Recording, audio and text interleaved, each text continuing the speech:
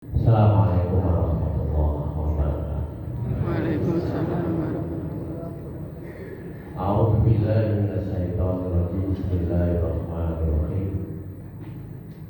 Alhamdulillahilladzi an'amana wa hadana ila dinil haq. Asyhadu an la ilaha illallah wahdahu la syarikalah al-malikul haqqul mubin. Wa asyhadu anna Muhammadan abduhu wa rasuluhu shadiqul wa'dil amin. Allahumma shalli wa sallim wa barik ala nabiyyina Muhammadin wa ala alihi wa ashabihi ajma'in, amma ba'd. Rabbi shrah li sadri wa yassir li amri wa hlul 'uqdatam min lisani yafqahu qawli. Hadirin jamaah kajian Ahad pagi yang dirahmati Allah, alhamdulillah pagi ini Allah masih memberikan nikmat berupa sehat badannya. Tapi sehat ya? Alhamdulillah. Termasuk diberikan juga kondisi dan situasinya aman. Tidak ada halangan kita untuk melahirkan kebaikan. Maka ucap kita apa? Alhamdulillahilladzi binikmatihi tatimmus shalihah. Karena situasi dan kondisinya aman, maka kita bisa melahirkan amal-amal soleh itu dengan sempurna. Sehat badannya itu mau sempurna dalam amalnya. Kemudian kebutuhan hari ini bisa terpenuhi. Kebutuhan hari ini, jangan hari ini sudah ada beras, ada lauk-lauk, ya alhamdulillah. Tiga hal ini kalau sudah kita dapatkan, kata Nabi, fakaan nama khizat lahu dunya. Itu seperti dunia sudah dalam genggaman kita. Sehat badannya, situasinya aman, dan kebutuhannya sudah ada. Maka tinggal kita ya, mau bersyukur atau tidak. Untuk bisa bersyukur ada tiga hal yang harus kita pahami, kata Al-Ghazali. Untuk sampai kita bersyukur itu ada tiga hal yang harus kita pahami. Satu, al-ilmu, pengetahuan tentang siapa yang memberi. Cinta sendiri Allah Subhanahu wa Ta'ala. Kita sehat itu karena Allah memberikan kita kesehatan. Situasi kondisinya aman itu karena Allah. Kita bisa memenuhi kebutuhan hari karena Allah. Ya. Kalau kita sudah tahu siapa yang memberi, pengetahuan tentang hal itu, maka hal yang kedua akan lahir dalam hati itu mahabbah, cinta. Lalu yang ngasih Allah Subhanahu wa Ta'ala, maka anggota badan akan melahirkan kebaikan. Kalau kita belum kenal siapa yang memberi, itu berat dalam melahirkan kebaikan itu. Ya. Maka pentingnya ilmu ma'rifatullah, mengenal Allah seperti apa, agar dalam melaksanakan kebaikan, melaksanakan perintah itu, kita dasari dengan mahabbah, ada rasa cinta, lalu kemudian dalam beramal itu menjadi mudah dan kita bisa menikmati. Baru kemudian kita bersyukur. Tentunya apa? Lisan mengucapkan alhamdulillah, hati meyakini, al-jawari, anggota badan kita melahirkan kebaikan. Hadirin yang dirahmati Allah Subhanahu wa Ta'ala, pagi ini yang akan kita bahas tentang wakaf. Ini tidak umum, tapi menurut saya ini penting. Ya, wakaf itu penting. Dalam konteks pribadi saya, bagian dari mandala ala khair faru ajrun mislu ajri fa'il. Dalam konteks saya, Ini bagian dari saya sedang mengkabarkan satu kebaikan, menunjukkan satu kebaikan yang nggak banyak orang itu memahaminya. Maka jika saya mengkabarkan pada tentang satu amalan yang luar biasa yang bersifat mu'abbad, abadi, dan dengan melaksanakan, maka saya mendapatkan pahala sebagaimana orang yang mengamalkan. Jenengan yang melakukan kebaikan, melakukan apa yang sedang kita pelajari, termasuk mansanna sunnatan hasanatan, dengan telah melakukan kebaikan dan kebaikan diikuti oleh orang lain, maka dengan mendapatkan pahala orang yang mengikuti dengan baik. Ini yang namanya ekosistem kebaikan yang menunjukkan oleh pahala, yang mengamalkan kemudian diikutnya lagi juga terus menerus. Kita berharap pahala kita itu seperti itu, mu'abbad abadi. Kita sudah meninggal, tapi kemudian pahala kita terus. Jadi antara syariat yang tidak populer tetapi sangat menentukan di dalam peradaban Islam itu adalah wakaf. Temanya memang agak provokatif. Berwakaf tidak harus menunggu kaya. Berwakaf tidak harus menunggu dengan jadi tuan tanah. Tidak harus menunggu jadi wong sugih, sehingga ya ada lagi beberapa konsep tentang wakaf, dan itu juga bisa sudah menjadi keputusan Muhammadiyah. Saya mulai dari arahan Allah dan Rasul.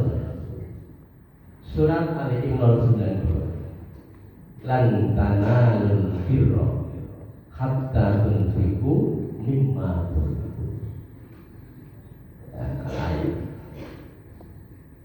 Kamu tidak akan mendapatkan kebaikan. Lamnya itu istimror, ya, terus menerus. Kamu tidak akan pernah mendapatkan kebaikan sampai kamu menginfakkan sesuatu yang paling kamu cintai. Ketika ayat ini turun, para sahabat yang sugih, memang ini ada ayat itu kemudian berbondong-bondong menemui Rasulullah. Ada sahabat bernama Abu Talha itu menemui Rasulullah. Dia punya kebun Bairuha,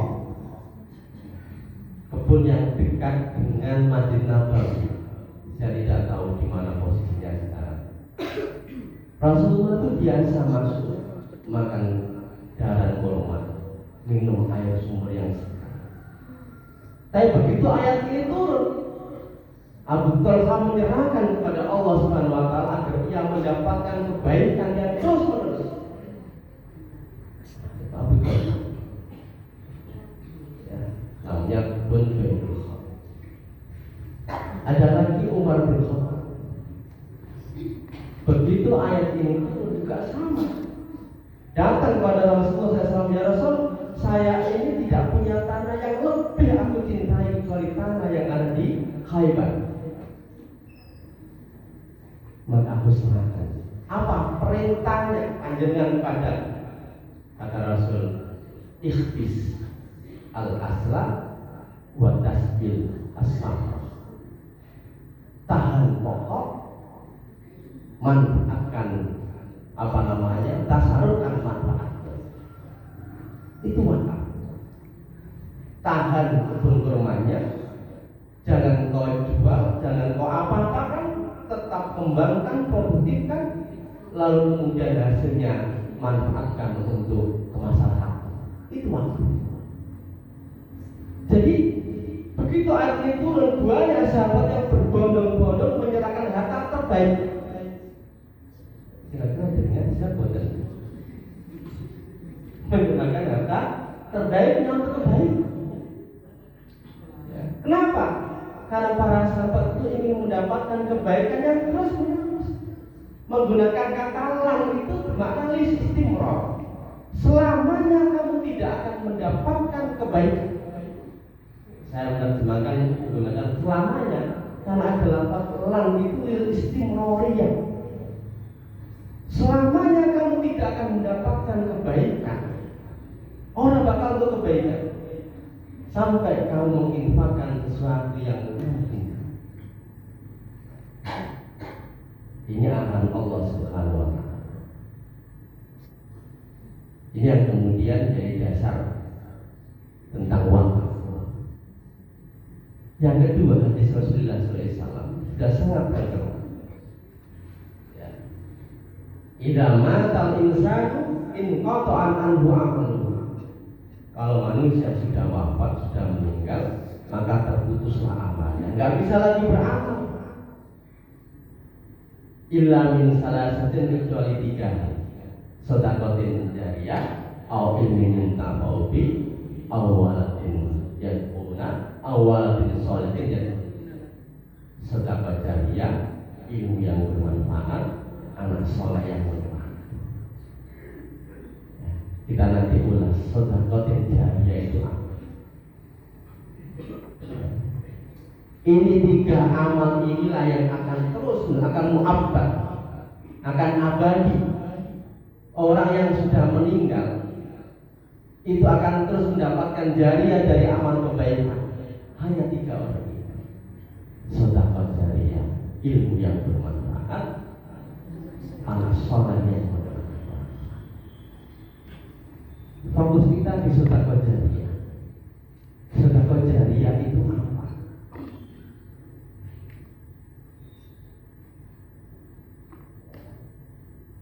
Sedekah jariyah itu di dalam beberapa pandangan nanti ya kita akan ulas 100. Kemudian yang kedua, jamaah makhluk.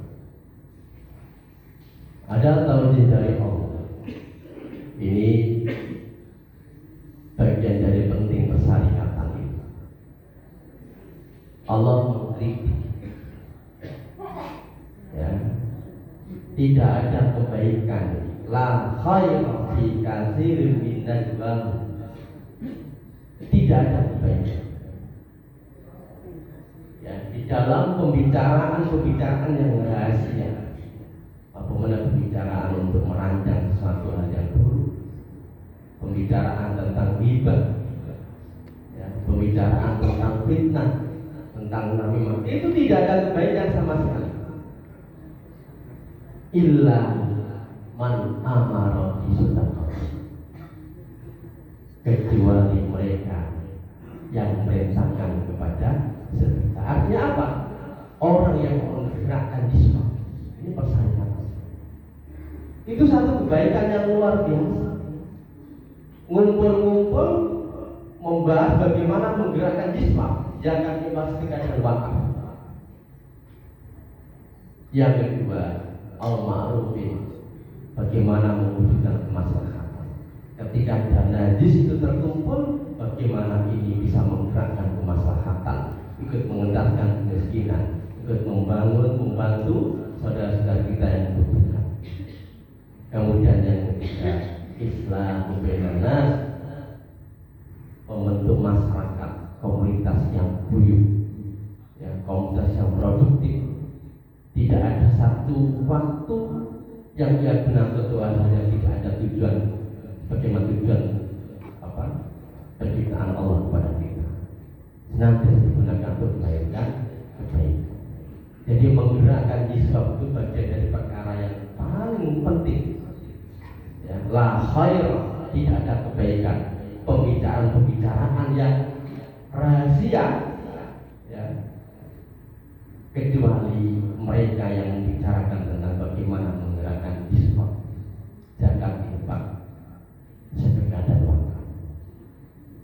Maka ketika jismu ada gerakan wakaf tunai yang baru dimulai, sangat penting. Mari kita bersama-sama bagaimana menggerakkan. Kemudian yang selanjutnya, kenapa banyak orang menunda wakaf?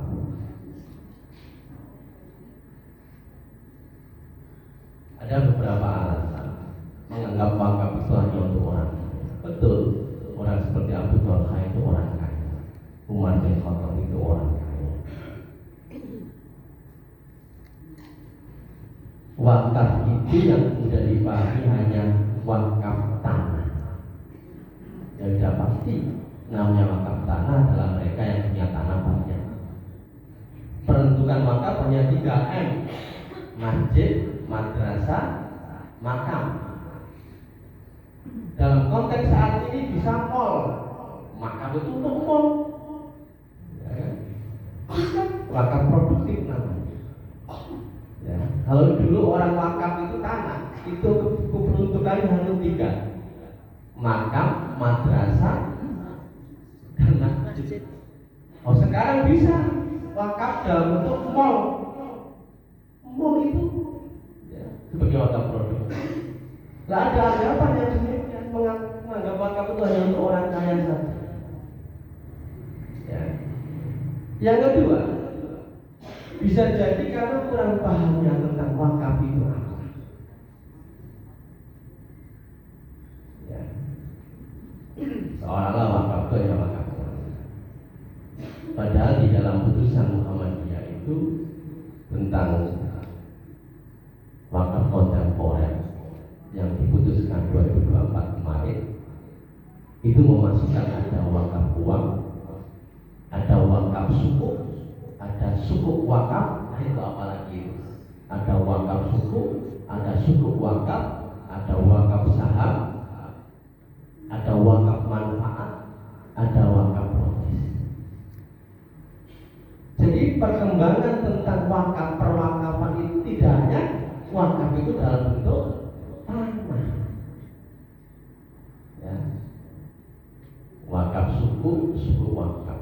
Wakaf suku itu misalnya kita wakaf di lembaga perwakafan itu nadir, kemudian nadir ini digunakan untuk membeli suku negara misalnya gitu. Kalau suku wakaf ada tanah yang kosong, kemudian nadirnya, karena wakaf itu harus diberikan kepada nadir, nggak boleh sembarangan, karena ada undang-undang perwakafan. Jadi tidak semua kebaikan di Indonesia itu kemudian aman saja, baik saja, itu nggak begitu, karena ada aturannya. Jadi nggak semua orang bisa mengikut wakaf, nggak semua orang bisa mengikut zakat. Ya. Lembaga kita ini nggak punya wewenang untuk mengikut zakat sembarangan, bisa kena pidana karena ada undang-undang zakat. Jadi kalau suku wakaf itu ada tanah wakaf yang kosong, kemudian nadirnya ingin membangun mall. Nadirnya menerbitkan emiten surat, siapapun yang bisa berinvestasi, kemudian nadir mendapatkan uang, kalau dibangun oleh nadir itu mall misalnya, hasilnya dibagi. Itu yang namanya suku wakaf. Ya. Wakaf saham dengan punya saham apa, misalnya satu perusahaan dengan punya pom bensin. Dan wakaf itu tidak selalu muakkad. Orang selamanya kemudian saya punya harta tak wakafkan lalu kemudian saya nggak beli kembali, enggak. Boleh wakaf itu temporer. Dengan punya ruko, ya rukunya yang banyak sekali. Selama 5 tahun hasilnya tak wakafkan kepada Muhammadiyah, itu boleh. Setelah 5 tahun kemudian kembali menjadi milik lagi. Itu namanya wakaf temporer. Jadi wakaf tidak selalu muakkad, boleh temporer. Walaupun dalam konteks ini memang ulama berselisih. Ya. Ada wakaf manfaat, ada wakaf profesi, dengan profesinya apa. Muhammadiyah membutuhkan, sudah. Ya. Waktu dengan untuk profesinya insinyur, ya, untuk gambar misalnya masjid mau direhab, gambar bagaimana masjid itu bagian dari wakaf profesinya. Karena itu mahal juga kalau kita minta gambar gambar untuk bangun masjid itu misalnya, ya, itu wakaf profesi. Jadi perkembangan perwakafan itu luar biasa. Istiadat ulama kontemporer dan wakaf luar biasa, termasuk wakaf uang. Itu potensial luar biasa jamaah Rasulullah. Ya, fokus saya nanti di wakaf uang. Ini yang berkait dengan tema kita ini. Tidak harus menunggu kaya. Dengan mewakaf 10.000 itu boleh. Jamaah ini buat gerakan 10.000 per minggu untuk wakaf. Nanti akan dapatkan hitung-hitungan. Saya kemarin sudah mendengar. Nek jamaah ini kira-kira ada berapa? 300? 500? 300-an. Kita bisa hitung nanti. 10.000 atau 5.000 ya, per minggu kali 4 kali 1. Wah, itu sudah luar biasa. Muhammadiyah misalnya, anggap saja warga Muhammadiyah 4%. Penduduk Wonosobo itu kan 940 sekian ribu penduduk Wonosobo. Ambil 4%-nya saja dari 900 itu kira-kira berapa? 37 ribu. Itu nih 20 ribuan per bulan. Itu kira-kira ya 9 miliaran per tahun. Oh, itu dasar. Tidak harus menunggu kaya. Dengan mewakaf 10.000 misalnya, itu bisa. Jadi rubah framenya, pemahamannya, wakaf tidak harus nunggu kaya. Nggak harus dengan duit tanah yang luas baru kemudian wakafkan. Ya kalau punya tanah luas nggak manfaat wakaf itu baik. Tapi kalau seperti itu dengan mau kapan punya jariah? Nek nunggu duit tanah dengan kapan punya jariah? Maka ini satu kesempatan kita untuk apa? Tadi sedekah jariah tadi, amalan yang kita sudah meninggal tetapi hasilnya terus mengalir. Itu sedekah jariah. Belum tahu bahwa wakaf terus mengalir. Jadi wakaf itu terus mengalir, ya.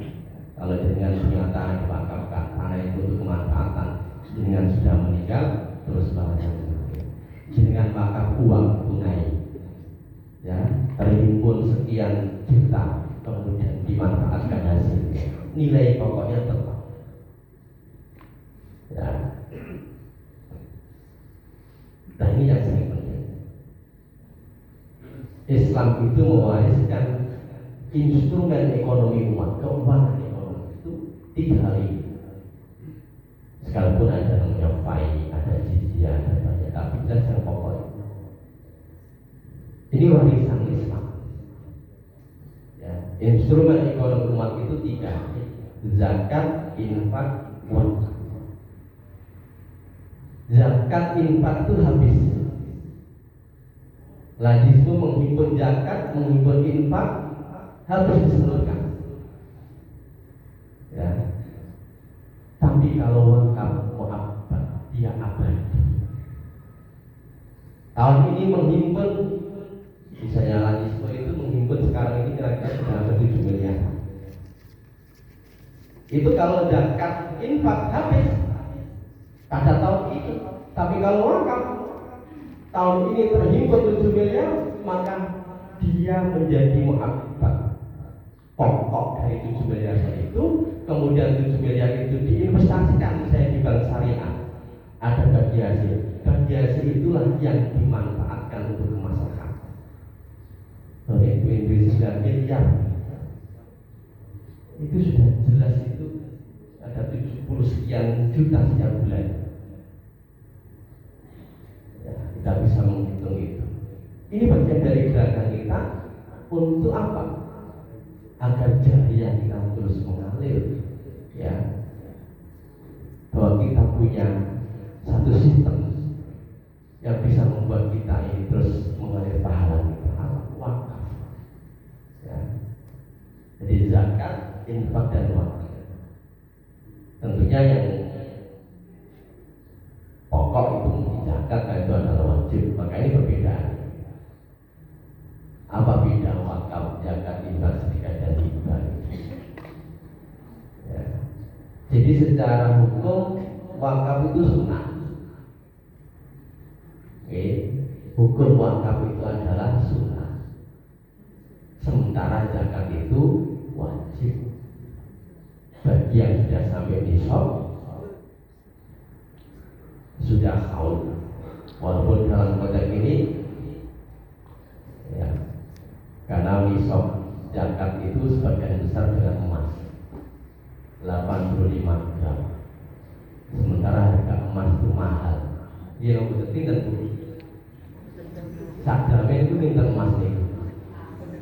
2 juta. 1 juta sekian ya, itu setengah. Ya, itu orang punya alasan. Saya belum sampai nisab Pak. Bisa nggak nisab itu dengan perak nisab? Saya sedang mencari-cari data itu. Kira-kira memungkinkan nggak nisab zakat itu dengan perak, supaya semua orang bisa menunaikan kewajiban zakat, sehingga banyak kaum miskin, fakir miskin yang bisa tertangani kebutuhannya dengan baik. Ya, zakat itu wajib. Dan perkembangan zakatul amwal itu sangat banyak. Zaman Nabi hanya 5 item: perdagangan, peternakan, kemudian pertanian, emas perak, sama rikas, barang temuan. Itu zaman Nabi. Undang-undang zakat itu ada sekitar 17 item. Zakatul amwal itu ada 17 item. Jadi tidak hanya 5 tadi. Ya, jadi zakat itu wajib. Maka jamaah kajian akad pagi yang sudah sampai di sholat tunaikan zakat. Sing dagang ada yang perdagangan. Yang punya emas yang disimpan nggak dipakai ini sudah lebih 85 gram itu sudah bisa kena zakat, itu batas minimal. Maka jangan sampai harta kita itu habis dengan zakat. Maka harus diproduktifkan. Maka zakat itu dalam bahasa an-nama, tumbuh. Harta itu harus tumbuh. Ya, yang punya emas. Pertanian juga sama. Peternakan, ya, kalau peternakan itu biasanya digembala. Ya, dengan biasanya kalau punya ternak itu ya nggak digembalakan. Ya, maksudnya berarti zakat perdagangan, ternak, lalu kemudian dijual, itu bisa masuk zakat perdagangan. Jadi ada banyak item dari zakatul amwal itu. Yang punya kos-kosan itu ada zakatnya. Jangan dikira dengan yang kos-kosan banyak kemudian bebas dari zakat, ada zakatnya. Dengan punya deposito di bank syariah misalnya, itu juga ada zakatnya. Jadi itemnya itu banyak, termasuk dengan yang profesinya apa. Sing dokter juga ada kewajiban zakat bagi profesor. Infak itu sunnah secara hukum. Sedekah juga sunnah, hibah juga sunnah, kecuali dia ada. Dari sisi subjeknya fleksibel. Wakaf itu siapapun boleh. Ya, siapapun boleh wakaf, termasuk tadi. Ya, tidak harus punya tanah banyak dengan punya duit 10.000. Mau diwakafkan setiap minggu misalnya, bisa. Itu namanya wakaf nukut. Kalau zakat ada kriterianya. Tadi sudah nisab, haul. Nisab itu batas minimal orang wajib mengeluarkan zakat. Nisabnya 85 gram emas, yang perdagangan, yang ya, kemudian ada haul itu sampai 1 tahun, kecuali zakat pertanian atau rikas, tidak harus menunggu haul. Rikas itu barang temuan milik orang dahulu, itu namanya rikas. Dengan ngeduk gawe sumur nemu kunci harta karun. Nah, milik siapa itu? Milik orang-orang terdahulu, itu namanya rikas. Kalau dengan jalan lalu kemudian menemukan kresek di sini duit, itu namanya lupoto. Anak temuan namanya lakit. Itu bedanya gitu ya. Istilah yang tadi penting. Lupoto itu barang temuan, lakit itu anak temuan. Dengan tiba-tiba nih omahe ning depan itu ono anak seperti orang. Itu namanya lakit, anak temuan. Ya, laki itu kalau barang temuan namanya lupoto, milik orang sekarang. Kalau rikas barang temuan milik orang terdahulu, nggak tahu siapa orang terdahulu. Ya. Infak subjeknya fleksibel, sedekah juga sama, infak juga sama. Ya. Wakaf objeknya harta benda semuanya, baik dalam bentuk bergerak maupun tidak bergerak. Sedekah relatif, bisa bahkan tabassamuka ila akhika sedekah. Senyumnya dengan itu juga termasuk sedekah. Sedekah itu lebih luas daripada infak. Nyingkirkan duri di jalan juga sedekah. Mengucapkan alhamdulillah juga sedekah. Tasbih juga sedekah. Takbir juga sedekah. Ma'mur bil ma'ruf, memerintahkan kebaikan juga sedekah. Wa nahy 'anil munkar juga sedekah. Kullu ma'rufin shadaqatun. Setiap kebaikan, kata Nabi, itu adalah sedekah. Jadi sedekah itu lebih luas ketimbang infak. Ya, itu nggak bisa dibuat neraca. Jadi kalau infak, zakat itu ada neracanya. Kalau sedekah nggak bisa. Gimana mau meneracakan senyum itu? Ya, senyum dineracakan itu gimana? Nggak bisa. Ya, nggak ada neraca, nggak ada akuntansinya. Ya nggak bisa diakuntansi senyum. Mustahil. Siapa yang berhak menerima wakaf itu fleksibel. Siapapun boleh. Untuk kemaslahan yang lebih luas boleh. Tapi kalau zakat jelas ada 8 asal. Ya, infak juga fleksibel sama. Kecuali zakat tadi. Mustahil zakat itu sudah ditentukan oleh Allah Subhanahu wa taala. Ada 8 asal. Kemudian waktunya juga sama. Fleksibel wakaf itu kapanpun boleh. Tapi kalau zakat ada waktunya. Sudah sampai nisab dan sudah sahur. Yang lainnya juga sama. Pengelolanya wakaf namanya nadir. Oke, wakaf namanya nadir. Itu harus sertifikasi dari BWI, Badan Wakaf Indonesia. Kalau enggak kena hukum kita. Enggak boleh sembarang mengumpulkan harta wakaf. Enggak boleh juga sembarang mengumpulkan zakat. Kenapa? Bisa dipidana 50 miliar. Ngumpulin kebaikan malah kena pidana.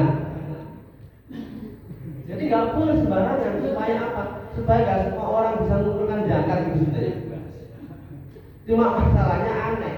Undang-undang zakat itu tidak bersifat mandatori, wajib. Sehingga setiap orang warga negara yang sudah beriman, ya, Muslim itu ya, sudah sampai nisab wajib menunaikan orang kena hukuman. Di undang-undang itu nggak ada. Sifatnya dari bawaan, beda dengan pajak. Ya, jangan nggak pajak diuber, di lubang semutung diuber sama si Mulyani. Ya, semuanya mau dipajaki ya gimana? Repot ini ya. Sampai nggak apa? Jadi guyonan nggak punya tanah 2 tahun nggak dipakai diambil negara. Deposito nggak dipakai dikeluarkan ke negara. Terus yang belum nikah 5 tahun tuh diambil negara sekalian. Jadi segera menikah belum diambil negara. Ya kan? Kalau sudah 25 tahun belum menikah, awas itu diambil negara. Maksudnya mau dirawat oleh negara, dikasih makan, minum, gitu. Dan malah enak. Jadi aneh. Jadi kalau wakaf itu nadir, kalau zakat itu ambil namanya, ya, lazismu. Kemudian infak bisa perorangan, takmir masjid itu bisa, ya, sedekah juga sama, juga. Ini perbedaan. Okay. Maka jelas yang diutamakan adalah zakat. Kalau sampai sudah punya kewajiban untuk menunaikan zakat, tunaikan. Karena nggak boleh yang sunnah mengalahkan yang wajib. Ya. Tapi kalau kemudian yang sudah zakat sudah wakafnya. Bagi yang belum nisab, belum kena kewajiban zakat, maka ada ibadah yang lain. Ada infak juga bisa. Ya, wakaf sajalah saya per minggu 5.000 rupiah boleh. Ya kan? Nanti bisa lewat nasionalisme misalnya begitu. Ini, nah pengertian wakaf ini jamaah rahimahullah dari kata waqafa yaqifu waqfa, artinya menahan, berhenti. Dengan mas Al-Quran itu kan ada wakaf itu kan berhenti, nggak boleh kemudian menjelaskan ono lambange wakaf kok bisa bablas saja, itu salah. Wakaf itu artinya berhenti. Ya. Semaknya dengan kata al-habsu, menahan. Maka dalam definisi Syekh Syafi'i namanya wakaf itu habsul asli wa tasbilus samar. Ai habsul mal wa sarafa manafuhu fi sabilillah. Menahan pokok, mentasarufkan hasil manfaatnya. Ya, fi sabilillah, di jalan Allah Subhanahu wa taala. Bahkan di undang-undang wakaf ini sudah mengakomodir. Wakaf itu perbuatan hukum wakif untuk memisahkan dan atau menyerahkan sebagai harta benda miliknya untuk dimanfaatkan selamanya, mu'abbad. Jadi dengan ketika mewakafkan, maka sudah nggak bisa diambil. Itu kalau dalam bentuk misalnya wakaf tanah diserahkan kepada Muhammadiyah untuk apa misalnya. Tapi juga boleh untuk jangka waktu tertentu. Jadi boleh temporer wakaf itu tidak selamanya. Dengan bisa wakaf tadi, dengan punya pom bensin atau mall atau apapun, tak wakafkan hasilnya ke Muhammadiyah selama 5 tahun, maka begitu sampai 5 tahun kembali lagi menjadi harta jenengan. Itu namanya wakaf temporer. Diakomodir di dalam undang-undang wakaf. Ya, sesuai dengan kepentingannya sebagainya. Jadi wakaf itu boleh mu'abbad, boleh temporer. Dan di Jakarta itu banyak Bapak Ibu. Orang yang punya mall, orang yang punya hotel, wakaf hanya 2 tahun, 3 tahun, ya kan? Lalu kemudian setelah 3 tahun kembali lagi pada pemiliknya, terus menerus. Ya. Atau misalnya dengan punya deposito sampai sekian miliar, ya, 2 tahun, 3 tahun tak wakafkan kepada Muhammadiyah, hasilnya itu boleh. Setelah 3 tahun kembali ke jenengan, itu boleh.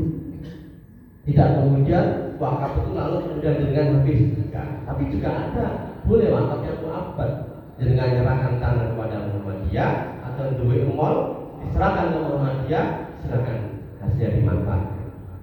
Itu boleh. Jadi wakaf itu boleh mu'abbad, boleh temporer. Ya. Dasar hukumnya tadi, ya kan? Ini Umar bin Khattab punya 100 saham yang dimiliki, ya, dan itu harta yang paling dicintai, yaitu di Khaybar. Lam usib malan qatun ajabat layyamin. Yang saya belum pernah mendapatkan harta itu sama sekali, yang sangat menakjubkan. Tanah Khaybar itu mungkin subur, ya, subur sampai Umar mengatakan lam usib malan. Saya belum mendapatkan, nggak pernah mendapatkan harta sama sekali. Yang lebih aku takjubi ketika tanah Khaybar subur, ya. Kemudian apa? Qad aradtu an atasaddaqa biha. Saya ingin mensedekahkan harta Khaybar. Ini konteksnya ketika turun tadi surat Al-Imran ayat 69 tahun 2. Lalu Nabi mengatakan ihbis aslaha wasabbil samrota. Tahan pokoknya dan salurkan manfaatnya hasil. Jadi bisa dengan punya tanah teman-teman. Ini namanya wakaf. Kemudian tadi sudah saya sampaikan di dalil tentang wakaf, ya, amal yang tidak akan pernah putus berarti. Apa makna sedekah jariyah itu? Ini saya ambil dari beberapa ayat. Imam Nawawi, Imam Nawawi Al-Dimashqi Karena ada Imam Nawawi bahkan Jawi mengatakan wasodaqatul jariyah fil waqti. Sedekah jariyah itu adalah wakaf. Kata Imam Nawawi dalam syarahnya. Itu bisa dilihat di Islam Web, ya saya ambil di situ. Ada Izzuddin bin Abdissalam mengatakan as-sadaqatul jariyah itu tahmilu 'alal waqf. Itu juga mencakup wakaf. Kemudian Imam Rafi'i, harusnya Imam Rafi'i dulu ke Imam Nawawi. Karena Imam Rafi'i itu gurunya Imam Nawawi. Itu makalah terkenal sehingga banyak dikatakan itu pendapat Imam Nawawi. Shadaqatun jariyah itu mahmulatun indal ulama 'alal waqf.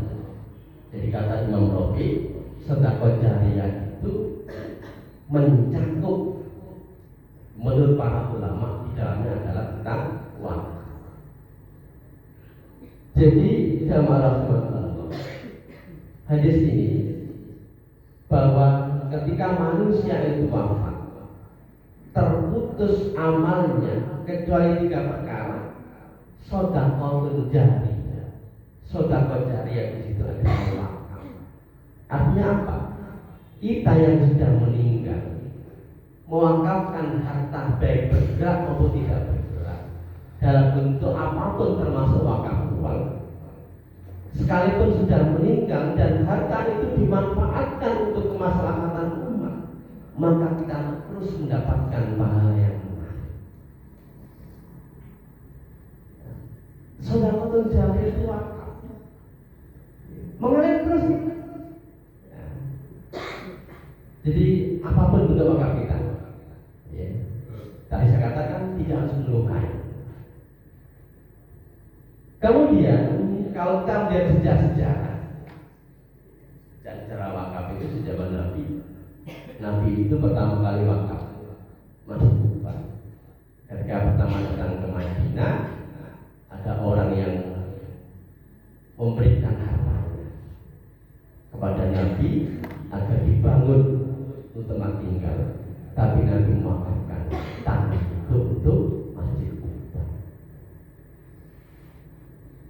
Rasulullah juga mewakafkan 7 kebun kurma yang berdiri dari 2 anak yatim ketika membangun Masjid Nabawi. Sekalipun dalam sejarah jenis yang diwiti yang Abu Bakar As-Siddiq, tapi diserahkan kepada Nabi. Kemudian Nabi membayar. Inginnya mau dihadiahkan, dihibahkan, tapi Nabi membelinya, ya, dengan 800 juta. Saya nggak tahu berapa nilainya, untuk membangun masjid. Umar bin Khattab, tadi saya katakan, tidak mewakafkan tanah Khaybarnya, ya. Tolha juga sama, Abu Tolha mewakafkan lahan kebun Beruha yang dekat dengan Masjid Nabawi. Nabi itu biasa setiap pagi datang pakai kurma, ya, mengunjung airnya. Itu harta-harta yang paling dicintainya. Khaybar, Beruha. Utsman bin Affan juga mewakafkan Bi'rul Rawdah. Ya, sekarang masih ada sumur. Ini kan sumur yang miliknya orang Yahudi. Nabi mengatakan siapa yang membelinya maka dia masuk surga. Umar langsung membelinya, tapi nggak boleh oleh orang Yahudi. Akhirnya kemudian separuh, ya, sumur itu dibeli separuh oleh Umar. 3 hari gitu, 3 hari itu Yahudi, orang-orang berduit mengambil air di sumur itu dan harus bayar mahal.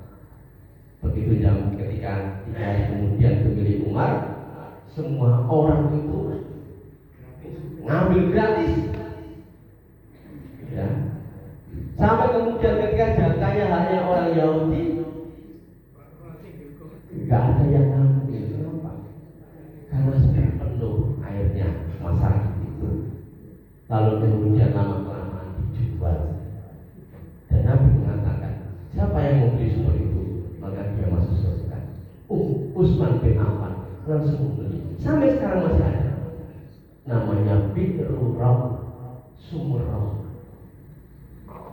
Itu wakaf abadi yang dilakukan oleh Utsman. Udah berapa abad Utsman bin Affan wafat dan sumurnya masih dimanfaatkan. Sudah berapa abad Masjid Nabawi, ya.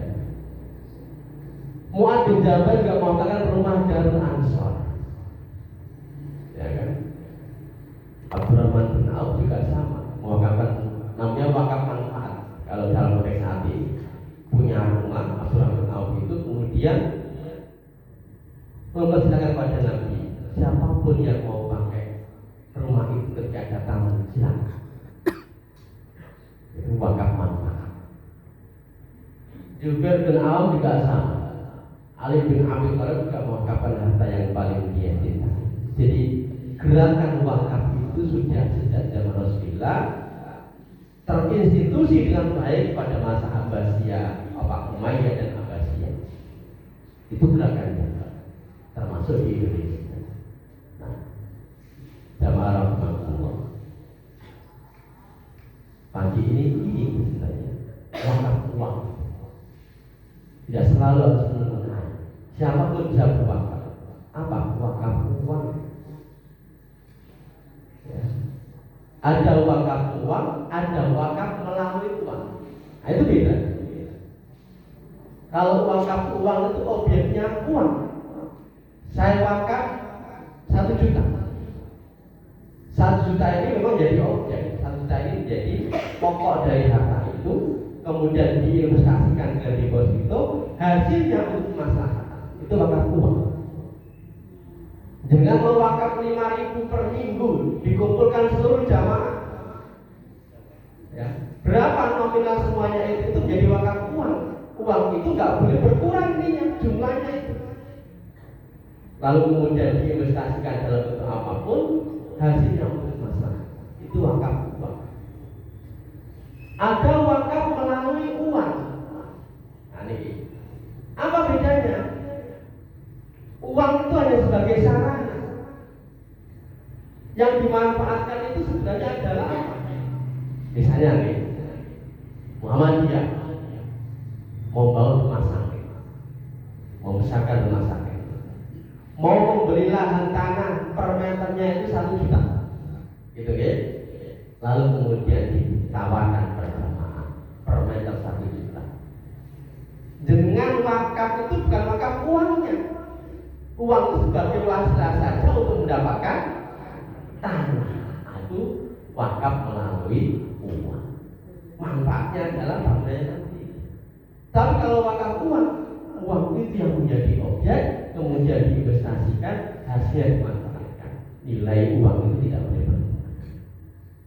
Nah, ini perbedaan antara wakaf uang, wakfun nuqud mubasirah, wakfun nuqud wal mubasirah.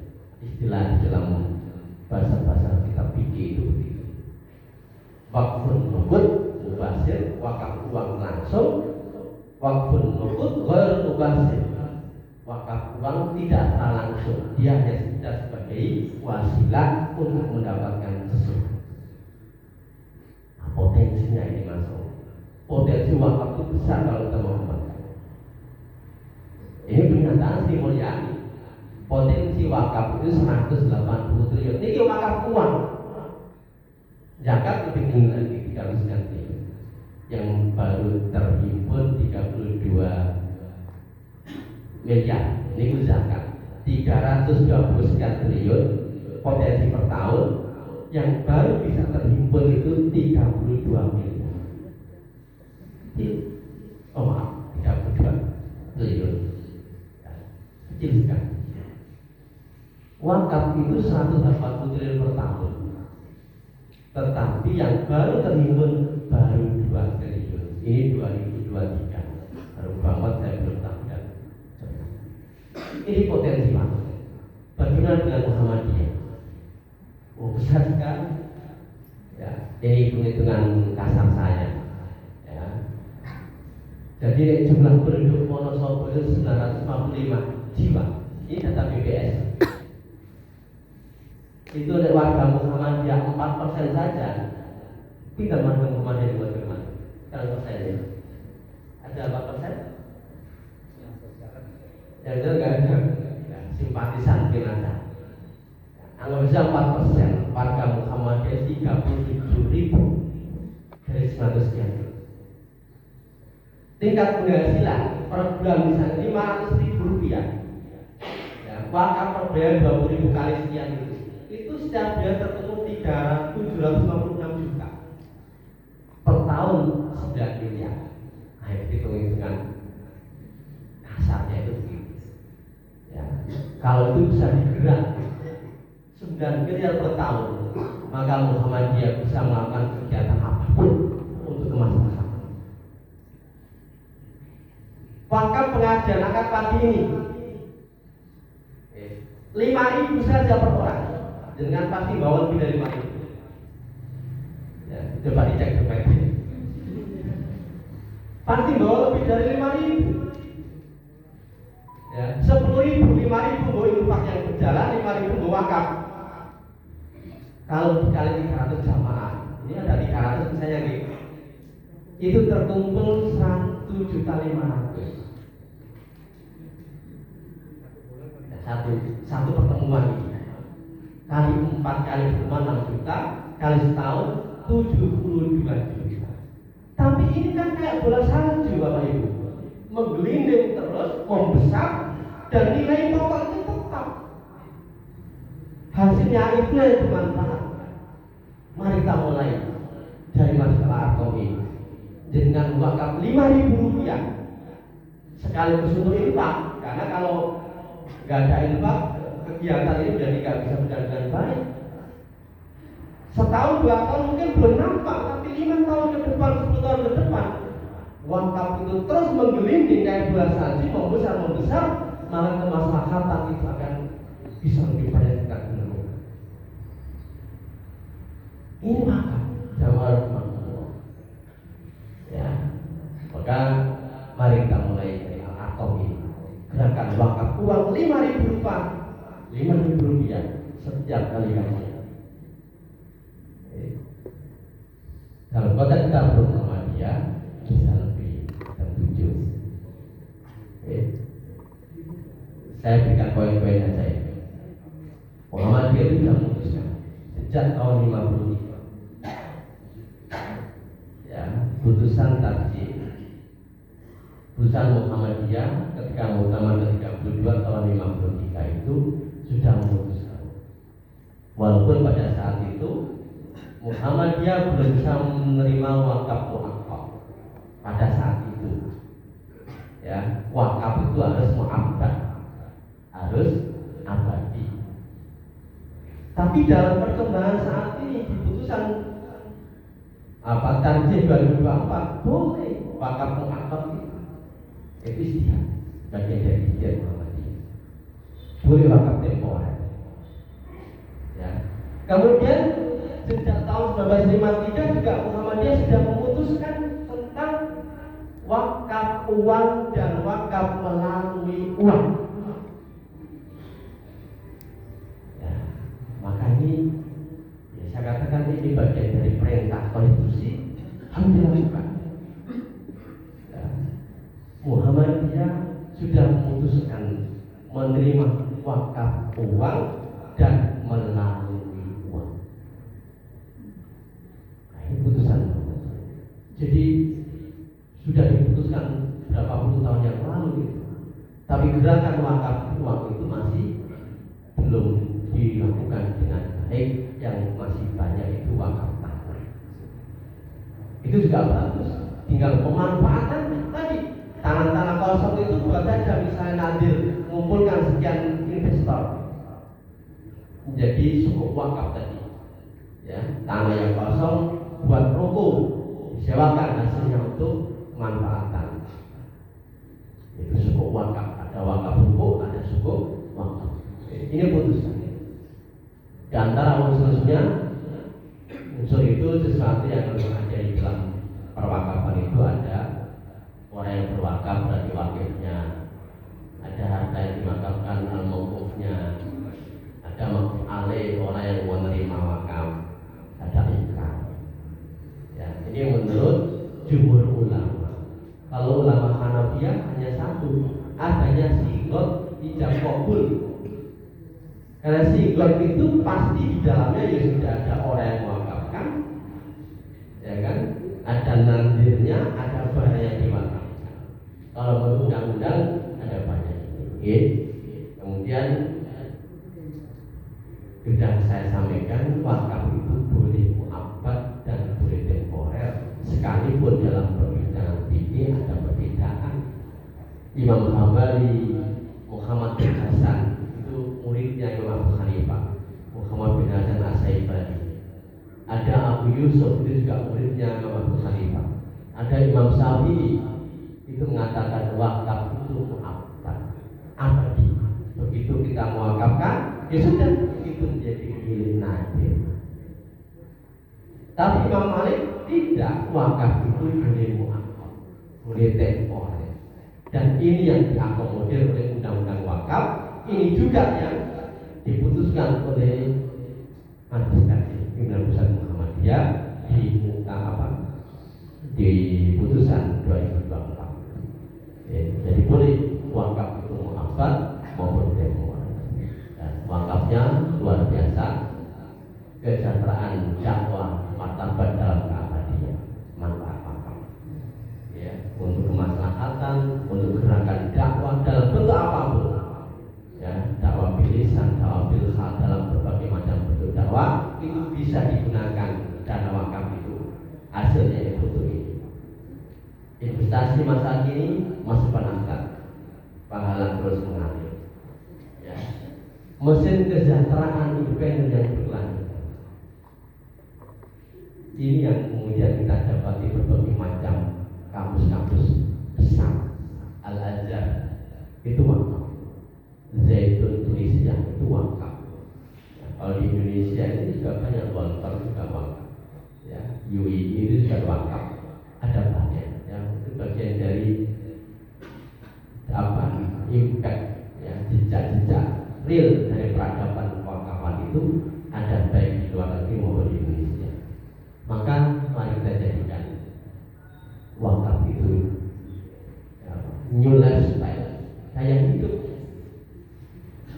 Karena tidak harus menunggu kaya. Tadi saya katakan dengan mewakaf 5.000 per minggu setiap ahad pagi boleh. Mari kita sedang gaya hidup. Maka ada seorang sahabat yang bernama Jabir bin Abdullah mengatakan, lam yakun ahadun min ashabin Nabi sallallahu alaihi wasallam du maqdiratin illa waqaf. Tidak ada seorang sahabat Nabi sallallahu alaihi wasallam yang memiliki kemampuan, ya, punya kemampuan, tidak harus kaya, ya, kecuali mereka menjadi hidup. Wah, ya kalau dia punya harta banyak kayak Umar bin Khattab, Tolha tadi, ya, Abdurrahman bin Auf, Utsman bin Affan. Tetapi tidak kemudian orang yang pendapatannya kecil, tidak ada, ya, untuk bisa berwakaf. Semua orang bisa berwakaf, yaitu dengan wakaf. Jamaah yang Allah, saya kira itu beberapa hal menggugah kita. Bagian dari mantel saya sedang menunjukkan kebaikan, karena dia tidak umum, ya kan, tidak umum. Ya, saya menunjukkan kebaikan dengan melaksanakan kebaikan itu diikuti oleh orang lain, termasuk mansanah sunatan hasanatan, dengan dapat pahala melakukan perbuatan baik ditiru oleh orang lain terus menerus, dan itu menjadi jariah kita. Inilah ekosistem kebaikan yang harus kita bangun bagi investasi kita, tidak hanya di dunia tetapi juga di akhirat. Mudah-mudahan ada manfaatnya.